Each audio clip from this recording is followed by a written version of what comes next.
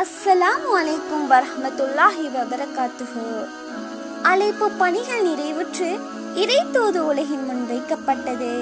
லா இலாஹ இல்லல்லாஹ் முஹம்மதுர் ரசூலுல்லாஹ். வணக்கத்துக்குரியவன் அல்லாஹ்வை தவிர வேறு இறைவன் இல்லை. முஹம்மது நபி ஸல்லல்லாஹு அலைஹி வஸல்லம் அவர்கள் அல்லாஹ்வுடைய தூதராக இருக்கின்றார்கள் என்ற அஸ்திவாரத்தின் மீது புதிய சமூகம் செம்மையாக அமைந்தது. இத்தருணத்தில் நபி ஸல்லல்லாஹு அலைஹி வஸல்லம் அவர்களின் உள்மனம் தாம் உலகில் இருக்கும் காலங்கள் சொற்பமே என்று மெல்லிய ஒலிக்கீற்றை ஒலித்துக் கொண்டிருந்தது.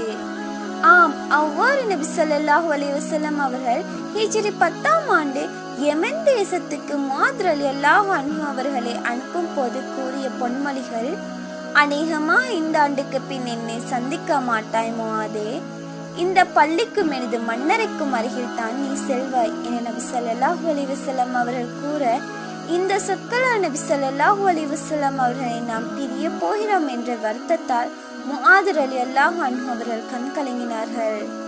அல்லாஹ்வின் விருப்பத்திற்கேற்ப கண்ணியமிக்க ஹஜ்ஜை நிறைவேற்ற மக்கா செல்லவிருக்கிறேன் என நபி ஸல்லல்லாஹு அலைஹி வஸல்லம் அவர்கள் அறிவித்தார்கள். இதனை கேட்ட மக்கள் பல திசைகளில் இருந்தும் மதீனா வந்தனர். துல்காதா முடிய 5 நாட்கள் இருக்கும் போது சனிக்கிழமை நபி ஸல்லல்லாஹு அலைஹி வஸல்லம் அவர்கள் பயணம் மேற்கொண்டார். அது ஹிஜ்ரி 10 துல்ஹஜ் பிறை 4 ஞாயிறு காலை நேரமாகும். ஆக பயணத்தில் நபி ஸல்லல்லாஹு அலைஹி வஸல்லம் அவர்கள் 8 நாட்கள் கழித்தார்கள். சங்கை மிக்க கஹ்பா வந்தபோது தவாப் செய்துவிட்டு சஃபா மர்வாவில் சஈ செய்தார்கள். ஆனால் இஹ்ராமை களையவில்லை.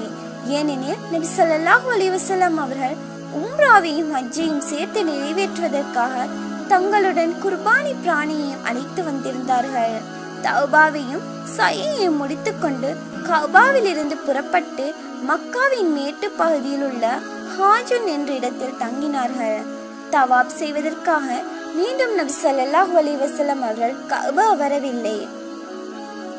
தர்வியா என்றழைக்கப்படும் துல்ஹஜ் பிறை 8 நபி ஸல்லல்லாஹு அலைஹி வஸல்லம் அவர்கள் மினா நோக்கி புறப்பட்டார்கள். மினாவில் லுஹர், அஷர், மஹரிப், இஷா, ஃபஜ்ர் என 5 நேர தொழுகையை தொழுதார்கள். ஃபஜ்ர் தொழுகைக்கு பின் சூரியன் உதயமாகி சிறிது நேரத்துக்கு பின் அரஃபா நோக்கி பயணமானார்கள். அரஃபாவில் நமீரா என்ற இடத்தில் அவர்களுக்காக கூடாரம் ஒன்று அமைக்கப்பட்டிருந்தது. அக்கூடாரத்தில் சூரியன் நடுப்பகலை தாண்டும் வரை தாமதித்திருந்தார்கள். நடுப்பகல் நேரம் தாண்டியவுடன் தனது கஸ்வா ஒட்டகத்தை தயார்படுத்த செய்து அதில் வாகனித்து பத்னூல் வாதி என்ற இடத்திற்கு வந்தார்கள். அங்கு நபி ஸல்லல்லாஹு அலைஹி வஸல்லம் அவர்களை சுற்றி 1,24,000 அல்லது 1,44,000 முஸ்லிம்கள் ஒன்று கூடியிருந்தனர். அவர்களுக்கு மத்தியில் நின்று கொண்டு நபி ஸல்லல்லாஹு அலைஹி வஸல்லம் அவர்கள் ஹஜ்ஜத்துல் விதா உரையை நிகழ்த்தினார்கள். மக்களே, மிக கவனமாக கேளுங்கள். ஏனெனில் இந்த ஆண்டுக்கு பிறகு இந்த இடத்தில் உங்களை நான் சந்திப்பேனோ என்று எனக்கு தெரியாது. மக்களே, இந்த துல்ஹஜ் மாதத்தையும் இந்த பிறை 9வது நாளையும் இந்த மக்கா நகரையும் புனிதமாக கருதுவது போல் உங்களில் ஒருவர் மற்றவரின் உயிரையும் பொருளையும் மானத்தையும் புனிதமாக கருதுங்கள். ஒருவர் குற்றம் செய்தால் அக்குற்றத்தின் தண்டனை அவருக்கே வழங்கப்படும், அவரது உறவினருக்கல்ல. தந்தை தன் பிள்ளைக்கு அநியாயம் செய்ய வேண்டாம், பிள்ளையும் தன் தந்தைக்கு அநியாயம் செய்ய வேண்டாம். தந்தையின் குற்றத்திற்காக பிள்ளையை அல்லது பிள்ளையின் குற்றத்திற்காக தந்தையை தண்டிக்க மாட்டாது. மேலும் நான் உங்களிடம் விட்டு செல்வதை நீங்கள் உறுதியாக பின்பற்றினால் ஒருபோதும் வழி தவற மாட்டீர்கள். அதுதான் அல்லாஹ்வின் வேதமாகும். மக்களே, எனக்கு பின் எந்த ஒரு நபியும் இல்லை, உங்களுக்கு பின் எந்த ஒரு சமுதாயமும் இல்லை. உங்களை படித்து காப்பவனான அல்லாஹ்வை வணங்குங்கள். உங்களுக்கு விதிக்கப்பட்ட ஐவேளை தொழுகையை நிறைவேற்றுங்கள். ரமலான் மாதத்தில் நோன்பு வையுங்கள். மனமுவந்து உங்கள் செல்வத்துக்கான ஜகாத்தை நிறைவேற்றுங்கள். உங்களின் இறைவனின் இல்லத்தை ஹஜ்ஜை செய்யுங்கள். உங்கள் தலைவருக்கு கட்டுப்படுங்கள். மேற்கூறிய நற்செயல்களால் இறைவன் உங்களுக்காக படைத்துள்ள சுவனத்தில் நுழைவீர்கள். மறுமையில் என்னை பற்றி உங்களிடம் விசாரிக்கும் போது நீங்கள் என்ன பதில் கூறுவீர்கள் என கேட்டார்கள். கூடியிருந்தோர், நிச்சயமாக நீங்கள் எடுத்துரைத்தீர்கள், நிறைவேற்றினீர்கள், நன்மையை நாடினீர்கள் என நாங்கள் சாட்சி கூறுவோம் என்றார்கள். நபி அவர்கள் தங்களது ஆட்காட்டி விரலை வானை நோக்கி உயர்த்தி பின்பு மக்களை நோக்கி திருப்பி, அல்லாஹ் இதற்கு நீயே சாட்சி என்று 3 முறை கூறினார்கள். இங்கு வந்திருப்பவர்கள் அனைவரும் இங்கு வராத மற்றவர்களுக்கு எடுத்து கூறுங்கள். ஏனெனில் செய்தியை கேள்விப்படுபவர்களில் சிலர் நேரடியாக கேட்பவர்களை விட நன்கு விளக்க முடியவர்களாக இருப்பார்கள் என்றார்கள். ஹரமுக்கு ஒட்டகத்தில் வந்து சேர்ந்தார்கள். அங்கு கிப்லாவை முன்னோக்கி நின்று கொண்டு தக்பீர், தஹ்லீல், தஸ்பீஹ், துவா என்பவற்றில் ஈடுபட்டிருந்தார்கள். சூரியன் உதயத்திற்கு முன்பு அங்கிருந்து புறப்பட்டு மினா வந்தடைந்தார்கள். பொடிக்கற்களை எடுத்து பத்னோல் வாதியிலிருந்து ஜும்ராவை நோக்கி இருந்தார்கள். பிறகு குர்பானி கொடுக்குமிடம் வந்து தங்களது கரத்தால் 63 ஒட்டகங்களை அறுத்தார்கள். பிறகு கத்தி அலி ரலியல்லாஹு அன்ஹு அவர்களிடம் கொடுக்க மீதமுள்ள 37 ஒட்டகங்களை அலி ரலியல்லாஹு அன்ஹு அவர்கள் அறுத்தார்கள். நபி ஸல்லல்லாஹு அலைஹி வஸல்லம் அவர்கள் அலியை தங்களது குர்பானில் கூட்டாக்கியிருந்தார்கள். ஒவ்வொரு ஒட்டகையிலிருந்தும் ஒரு சதை துண்டு வீதம் எடுத்து சமைத்து தானும் அலியும் சாப்பிட்டார்கள். ஆனத்தையும் குடித்தார்கள். பிறகு அங்கிருந்து வாகனம் மூலம் கஹபத்துல்லா வந்தார்கள். அங்கு லுஹர் தொழுதுவிட்டு ஜம்சம் கிணற்றுக்கு அருகே வந்தார்கள். அங்கு முத்தலிஃப் கிளையினர் ஜம்சம் கிணற்றிலிருந்து நீரிறைத்து மக்களுக்கு வழங்கினார்கள். அவர்கள் களை பார்த்து, முத்தலிஃப் கிளையினரே, நன்றாக நீரை இறைத்து வழங்குங்கள். உங்களிடம் போட்டியிட்டு மக்களும் நீரை இறைக்க ஆரம்பித்து விட்டால் நீங்கள் பின்னுக்கு தள்ளப்பட்டு விடுவீர்கள் என்ற அச்சம் மட்டும் எனக்கு இல்லாதிருந்தால் நானும் உங்களுடன் சேர்ந்து நீர் இறைப்பதில் பங்கு பெறுவேன் என்றார்கள்.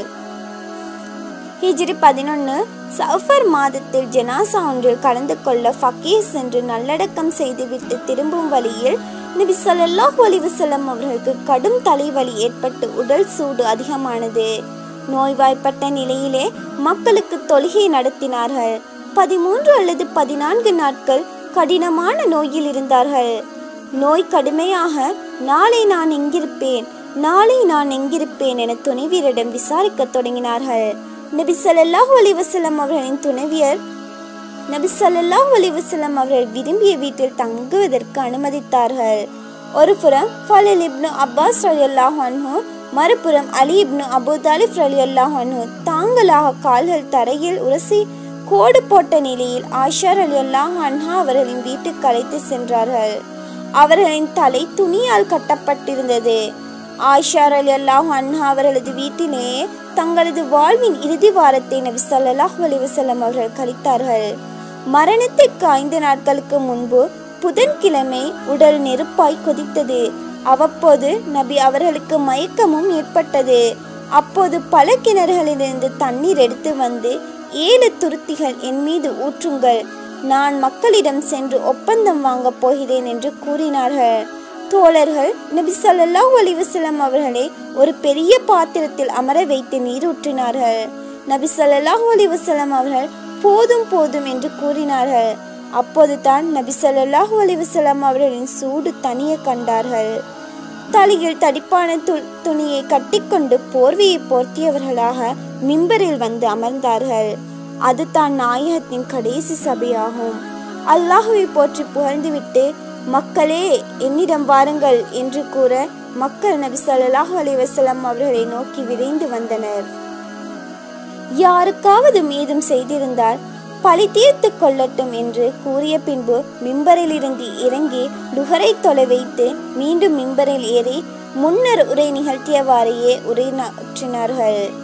அப்போது ஒருவர் எழுந்து, எனக்கு நீங்கள் 3 திர்ஹம் தர வேண்டும் என்று கூறவே, ஃபலிலே, நீங்கள் அதனை கொடுத்து விடுங்கள் என்று நபி ஸல்லல்லாஹு அலைஹி வஸல்லம் அவர்கள் கூறினார்கள்.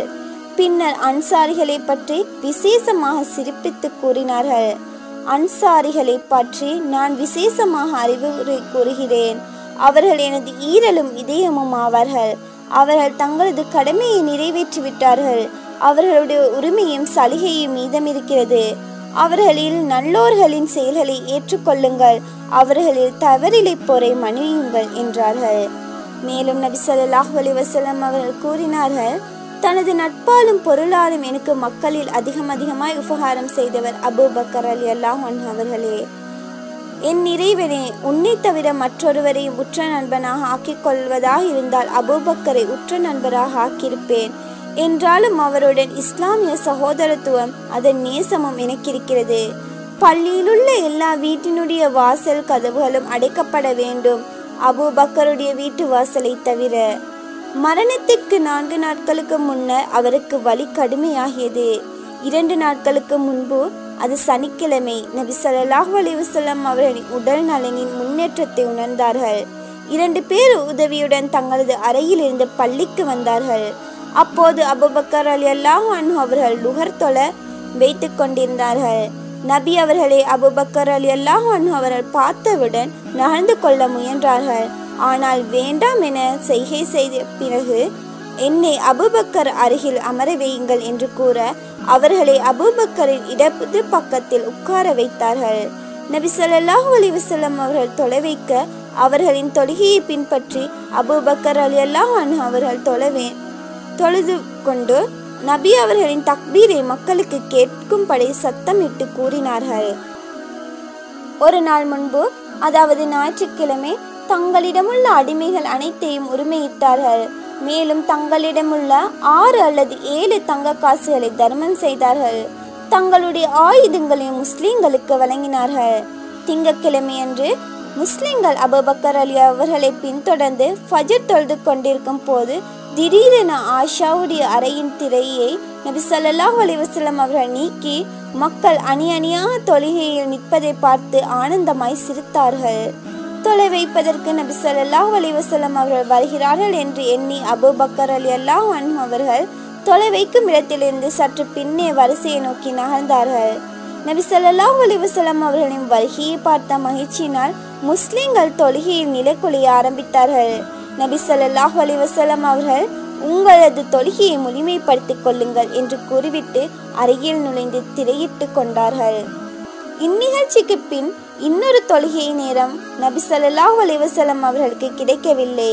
முற்பகல் நேரம் வந்தவுடன் நபி ஸல்லல்லாஹு அலைஹி வஸல்லம் அவர்கள் ஃபாத்திமாவை வரவழைத்து அவரிடம் சிலவற்றை ரகசியமாக பேசினார்கள். அதை கேட்டவுடன் ஃபாத்திமா ரலியல்லாஹு அன்ஹா அவர்கள் அழலானார்கள். மீண்டும் அழைத்து சிலவற்றை ரகசியமாக கூறவே ஃபாத்திமா ரலியல்லாஹு அன்ஹா அவர்கள் சிரித்தார்கள். ஃபாத்திமாவிடம் இதை பற்றி விசாரித்த போது, நான் இறந்து விடுவேன் என நபி ஸல்லல்லாஹு அலைஹி வஸல்லம் அவர்கள் கூறிய போது நான் அழுதேன். அவரது குடும்பத்தாரில் நான் தான் முதலில் அவர்களை சென்றடைவேன் என்று கூறிய போது நான் சிரித்தேன் என்றார்கள். எவ்வளவு உன்னதமான பாச பிணைப்பு!